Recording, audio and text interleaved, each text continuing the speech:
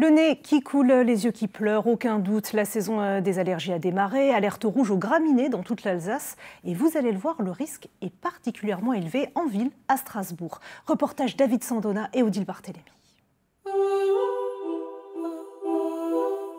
J'ai la gorge qui gratte, les yeux qui piquent, le nez qui coule. Ça m'arrive de me moucher plus souvent. Je ressens une pression au niveau de la gorge ou du nez. Et là, je passe en apnée. Le printemps en Alsace est l'une des plus belles saisons, mais un calvaire pour toutes les personnes allergiques. Arbres, graminées, mauvaises herbes. Au mois de mai, ils sont tous en fleurs. Et c'est la région qui voit rouge. Cette fin de semaine, l'indice de pollution au pollen est au plus haut.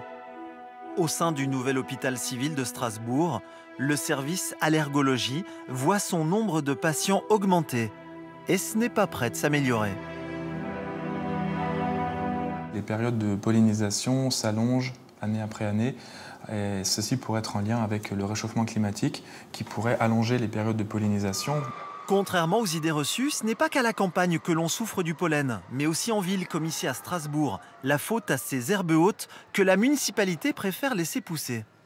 Quand on voit ces images, c'est sûr que c'est positif d'un point de vue de la biodiversité et de l'écologie de limiter au maximum le défrichage.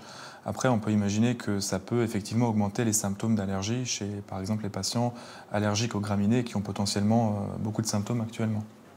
Dans cette pharmacie du centre-ville, les patients s'arrachent les antihistaminiques. Donc là, c'est les antihistaminiques qu'on sort le plus souvent. Et comme vous voyez, on en a vraiment très peu actuellement. On est obligé de faire des réappros tous les jours, vraiment tous les jours. Entre l'année dernière et cette année, je pense que les demandes ont doublé, j'imagine. Comptez 5 à 6 € la boîte de médicaments entièrement prise en charge avec une prescription du médecin. Dans les années 60, 1% seulement de la population était allergique au pollen. L'Organisation mondiale de la santé estime qu'en 2050, cela devrait concerner 1 personne sur 2.